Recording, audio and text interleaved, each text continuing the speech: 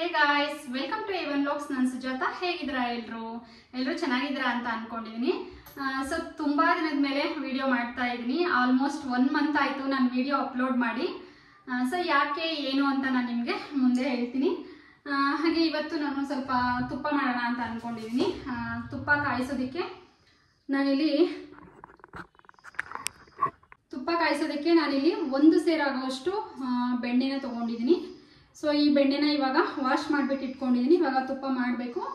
ಹಾಗೆ ಇದೊಂದು 3ನೇ ವಿಡಿಯೋ ಅಂತ ಹೇಳ್ಬೋದು ತುಪ್ಪ ಕಾಯಿಸ್ತಾ ಇರೋದು. ನಾನು ಆಲ್ರೆಡಿ ಸಿಂಪಲಾಗಿ ಯಾವ ರೀತಿ ತುಪ್ಪ ಕಾಯಿಸೋದು, ಹಾಗೆ ಎಕ್ಸ್ಟ್ರಾ ಫ್ಲೇವರ್ಸ್ ಎಲ್ಲ ಅಂದರೆ ತುಂಬ ಚೆನ್ನಾಗಿ ಘಮ ಅಂತ ಒಂದು ಸ್ಮೆಲ್ ಬರಬೇಕು, ತುಪ್ಪದ ಪರಿಮಳ ಚೆನ್ನಾಗಿರಬೇಕು ಅಂದರೆ ಯಾವ ರೀತಿಯಾಗಿ ತುಪ್ಪ ಕಾಯಿಸೋದು ಅಂತ ಅದನ್ನು ಕೂಡ ಮಾಡಿದ್ದೀನಿ. ನುಗ್ಗೆ ಸೊಪ್ಪು ಹಾಗೆ ಅರಿಶಿಣದೆಲೆ ಎಲ್ಲ ಹಾಕಿದರೆ ತುಪ್ಪ ಒಂದು ಎಕ್ಸ್ಟ್ರಾ ಫ್ಲೇವರ್ ತುಂಬ ಚೆನ್ನಾಗಿರುತ್ತೆ. ಸೊ ಅದನ್ನು ಕೂಡ ವಿಡಿಯೋ ಮಾಡಿದ್ದೀನಿ. ಸಿಂಪಲ್ ಆಗಿ ಯಾವ ರೀತಿಯಾಗಿ ಮಾಡೋದು ಅಂತಲೂ ಕೂಡ ವಿಡಿಯೋ ಮಾಡಿದ್ದೀನಿ. ಇವತ್ತು ನಾನು ಸಿಂಪಲ್ ಆಗಿ ತುಪ್ಪ ಕಾಯಿಸ್ತಾ ಇದ್ದೀನಿ. ಎಲ್ಲರೂ ಮಾಮೂಲಿಯಾಗಿ ತುಪ್ಪ ಯಾವ ರೀತಿ ಕಾಯಿಸ್ತಾರೋ ಆ ರೀತಿ ಇವತ್ತು ಕಾಯಿಸ್ತಾ ಇದ್ದೀನಿ. ಹಾಗೆ ನಾನು ಅರಿಶಿಣದೆಲೆ ಮತ್ತು ನುಗ್ಗೆ ಸೊಪ್ಪನ್ನೆಲ್ಲ ಹಾಕಿ ತುಪ್ಪ ಕಾಯಿಸಿದ್ನಲ್ವ, ಸೊ ಆ ಒಂದು ವಿಡಿಯೋನ ಇನ್ನೂ ಯಾರಾದರೂ ನೋಡಿಲ್ಲ ಅಂತ ಅಂದರೆ ನಾನು ಡಿಸ್ಕ್ರಿಪ್ಷನಲ್ಲಿ ಆ ವಿಡಿಯೋ ಲಿಂಕ್ನ ಕೊಟ್ಟಿರ್ತೀನಿ, ಚೆಕ್ ಮಾಡಿ ನೋಡಿ. ಹಾಗೆ ಇವಾಗ ಬೆಣ್ಣೆನ ಫಸ್ಟು ನಾನು ವಾಶ್ ಮಾಡಿ ಇಟ್ಕೊಂಡಿದ್ದೀನಿ. ಇವಾಗ ಅದನ್ನ ಬಿಸಿ ಮಾಡೋದಕ್ಕೆ ಇಡ್ತಾ ಇದ್ದೀನಿ.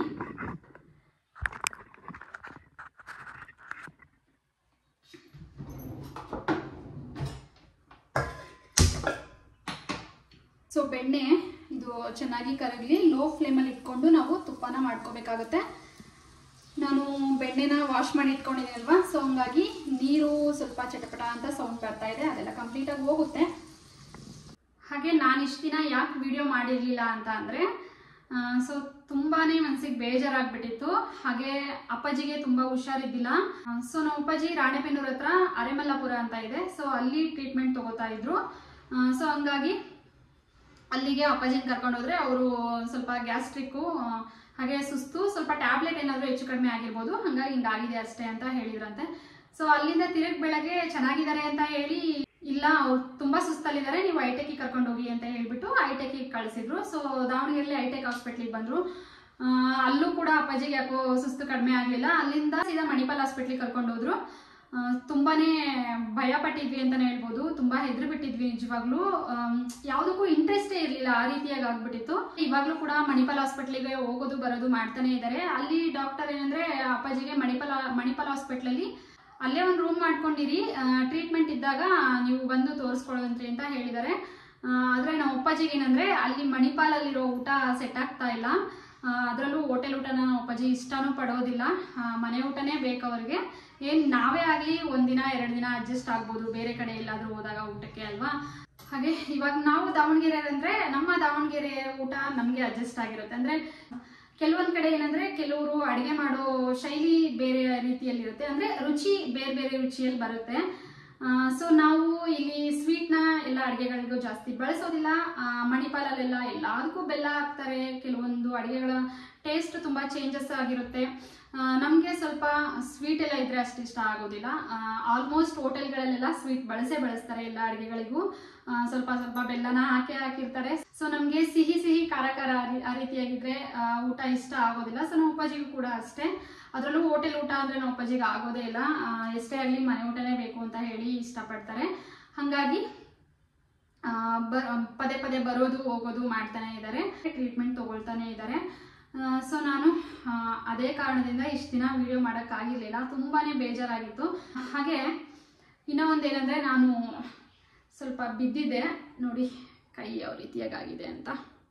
ಇವಾಗ ಸ್ವಲ್ಪ ಎಲ್ಲ ವಾಸಿ ಆಗ್ತಾ ಇದೆ, ನೋವು ಸ್ವಲ್ಪ ಕಡಿಮೆ ಆಗಿದೆ. ಸೊ ತುಂಬಾ ಪೇನ್ ಇತ್ತು ಕೈ.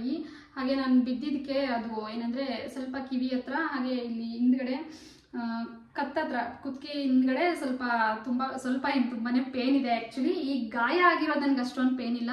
ಸೊ ಹೊಡ್ತಾ ಬಿದ್ದಿರೋದು ತುಂಬಾ ಪೇನ್ ಇದೆ. ಹಾಗಾಗಿ ಈ ಕೈನ ಈ ರೀತಿಯಾಗಿ ಎತ್ತೋಕ್ಕೂ ಆಗ್ತಾ ಇರಲಿಲ್ಲ, ಅಷ್ಟು ನೋವಾಗಿತ್ತು. ಸೊ ಹಾಗಾಗಿ ನನಗೆ ವಿಡಿಯೋ ಮಾಡೋದಕ್ಕೂ ಕೂಡ ಸರಿಯಾಗಲಿಲ್ಲ. ಎಷ್ಟು ದಿನ ಅಂತ ಹಾಗೆ ಇರೋದಲ್ವ, ಜೀವನ ನಡಿಬೇಕಲ್ಲ. ಹಾಗಾಗಿ ಸೊ ಏನೋ ಒಂದು ಗೋಲ್ ಇಟ್ಕೊಂಡಿದ್ದೀವಿ ಅಂತ ಅಂದಮೇಲೆ ಅದನ್ನು ನಾವು ಪೂರ್ಣ ಮಾಡಲೇಬೇಕಾಗುತ್ತೆ. ಹಾಗಾಗಿ ಸರಿ ಎಷ್ಟು ದಿನ ಅಂತ ಹಾಗೆ ಇರೋದು ಅಂತ ಹೇಳ್ಬಿಟ್ಟು ಮತ್ತೆ ನಾನು ವ್ಲಾಗ್ನ ಕಂಟಿನ್ಯೂ ಮಾಡಿದ್ದೀನಿ. ಹಾಗೆ ನಾನು ಬೆಣ್ಣೆ ಕಾಯಿಸೋದಕ್ಕೆ ಇಟ್ಟಿದ್ನಲ್ಲ, ಸೊ ಎಲ್ಲ ಚೆನ್ನಾಗಿ ಕರಗಿದೆ. ಈ ನೊರೆ ಎಲ್ಲ ಕಂಪ್ಲೀಟಾಗಿ ಹೋಗಬೇಕು. ಸೊ ಅದಾದಮೇಲೆ ನಾನಿಲ್ಲೇನು ಒಂದೆರಡು ಎಲೆ ಹಾಗೆ 1 ಸ್ಪೂನಷ್ಟು ಕಲ್ಲುಪ್ಪು ಹಾಗೆ 1 ಸ್ಪೂನ್ ಮೆಂತ್ಯಕಾಳು ತೊಗೊಂಡಿದ್ದೀನಿ. ಹಾಗೆ ಒಂದು 4 ಒಣಮೆಣಸಿನ್ಕಾಯಿ ಹಾಗೆ 1 ಗೆಡ್ಡೆ ಬೆಳ್ಳುಳ್ಳಿನ ಈ ರೀತಿಯಾಗಿ ಬಿಡಿಸಿಟ್ಕೊಂಡಿದ್ದೀನಿ. ಸೊ ನಾವು ಬೆಣ್ಣೆ ಏನು ಕಾಯಿಸೋಕ್ಕಿಟ್ಟಿದ್ದೀವೋ ಸೊ ಅದೆಲ್ಲ ಪೂರ್ತಿಯಾಗಿ ನೊರೆ ಕಂಪ್ಲೀಟಾಗಿ ಹೋದ ನಂತರ ಇದನ್ನ ಹಾಕಬೇಕಾಗುತ್ತೆ. ಹಾಗೆ ಇವಾಗ ಬೆಣ್ಣೆ ಎಲ್ಲ ಚೆನ್ನಾಗಿ ಕರಗ್ತು. ಸೊ ತುಪ್ಪ ಕರೆಕ್ಟಾಗಿ ಆಗಿದೆ. ಇವಾಗ ಅದಕ್ಕೆ ನಾನೇನು ಬೆಳ್ಳುಳ್ಳಿ ಮತ್ತು ವೀಳ್ಯದೆಲೆ ಎಲ್ಲ ತೊಗೊಂಡಿದ್ದು ಅದನ್ನೆಲ್ಲ ಹಾಕಬೇಕು. ಹಾಗೆ ನೋಡಿ ಕಂಪ್ಲೀಟಾಗಿ ನೊರೆ ಎಲ್ಲ ಹೋಗಿ ಈ ರೀತಿ ಚಿಕ್ಕ ಚಿಕ್ಕದಾಗಿ ಬಬ್ಬಲ್ ಉಳ್ಕೊಂಡಿದೆ ಅಷ್ಟೇ. ಸೊ ಇಷ್ಟಾದರೆ ಸಾಕಾಗುತ್ತೆ. ಇವಾಗ ನಾನು ತೊಗೊಂಡಿರ್ತಕ್ಕಂಥ ಬೆಳ್ಳುಳ್ಳಿ ಎಲೆ ಎಲ್ಲ ಹಾಕಿ ಒಂದು ಪ್ಲೇಟ್ ಮುಚ್ಚಿಡ್ತಾ ಇದ್ದೀನಿ. ತಕ್ಷಣಕ್ಕೆ ಸ್ಟವ್ನ ಆಫ್ ಮಾಡಿಬಿಡಬೇಕು. ಸೊ ಇವಾಗ ಇದನ್ನ ಒಂದು ಪ್ಲೇಟ್ ಮುಚ್ಚಿ ಹಾಗೆ ಬಿಟ್ಟಿದ್ದೀನಿ. ಒಂದು ಅರ್ಧ ಗಂಟೆ ಇದು ತಣ್ಣಗಾದ್ಮೇಲೆ ನೋಡೋಣ. ಹಾಗೆ ಇದೊಂದು ಪುಟ್ಟ ವಿಡಿಯೋ ಅಷ್ಟೇ. ನಾನು ಇಷ್ಟು ದಿನ ಯಾಕೆ ವಿಡಿಯೋ ಮಾಡಿರಲಿಲ್ಲ ಏನು ಅಂತ ಒಂದು ಕ್ಲಾರಿಟಿ ಕೊಡಬೇಕಾಗಿತ್ತು. ಅದಕ್ಕೋಸ್ಕರ ಈ ಒಂದು ವಿಡಿಯೋನ ಮಾಡಿದೆ. ಹಾಗೆ ಹೇಳೋದಕ್ಕಿಂತ ಸ್ವಲ್ಪ ಏನಾದರೂ ಇನ್ಫಾರ್ಮೇಷನ್ ಇದ್ರೆ ಚೆನ್ನಾಗಿ ಅಂತ ಹೇಳ್ಬಿಟ್ಟು ನಾನು ತುಪ್ಪ ಕಾಯಿಸ್ತಾನೆ ಅದ್ರ ಬಗ್ಗೆ ಹೇಳ್ತಾ ಹೋದೆ ಅಷ್ಟೇ. ತುಪ್ಪ ಘಮ ಘಮ ಅನ್ನೋ ಒಂದು ಸ್ಮೆಲ್ ಬರ್ತಾ ಇದೆ ಮನೆ ತುಂಬ. ಆಲ್ಮೋಸ್ಟ್ ತುಪ್ಪ ರೆಡಿ ಆಯಿತು. ಇನ್ನೇನು ಅದನ್ನ ಸ್ವಲ್ಪ ತಣ್ಣಗಾಗೋದಕ್ಕೆ ಬಿಟ್ಟು ಒಂದು ಅರ್ಧ ಗಂಟೆ ಬಿಟ್ಟು ಅದನ್ನ ಸೋಸಿ ಎತ್ತಿಟ್ರೆ ಆಯಿತು. ಹಾಗೆ ನಮ್ಮನೆ ಹತ್ರ ಗಣಪತಿ ಕಳಿಸ್ತಾ ಇದ್ರು. ಆ ಒಂದು ಕ್ಲಿಪ್ಪಿಂಗ್ನ ತೆಗೆದಿಟ್ಕೊಂಡಿದೆ. ಸೊ ಅದನ್ನು ಕೂಡ ಇದರಲ್ಲೇ ಕಂಟಿನ್ಯೂ ಮಾಡ್ತೀನಿ. ಆ ವಿಡಿಯೋನ ಕೂಡ ನೋಡ್ಕೊಂಡು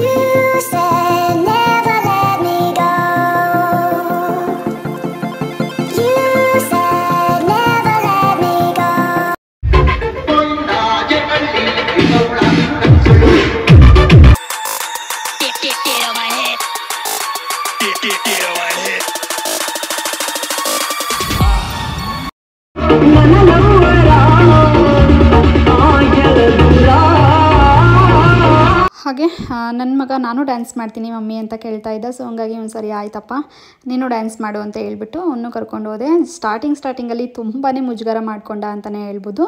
ಆಮೇಲೆ ಅವನು ಕೂಡ ಎಲ್ಲ ಮಕ್ಕಳ ಜೊತೆ ಡ್ಯಾನ್ಸ್ ಮಾಡ್ದ.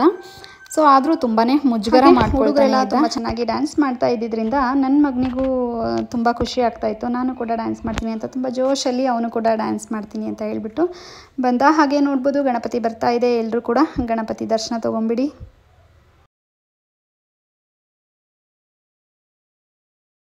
ಒಂದು ಸೇರು ಬೆಣ್ಣೆಯಿಂದ ಇಷ್ಟು ತುಪ್ಪ ಬಂದಿದೆ. ಸೊ ಇದು ಪೂರ್ತಿ ತಣ್ಣಗಾದ್ಮೇಲೆ ತುಪ್ಪ ಯಾವ ರೀತಿಯಾಗಿ ಮರಳಾಗಿ ಬಂದಿದೆ ಅಂತ ಗೊತ್ತಾಗುತ್ತೆ. ಸೊ ನಾನು ಇದನ್ನ ನಾಳೆ ತೋರಿಸ್ತೀನಿ ನಿಮಗೆ ಯಾವ ರೀತಿಯಾಗಿ ಬಂದಿದೆ ಅಂತ ಹೇಳಿಬಿಟ್ಟು.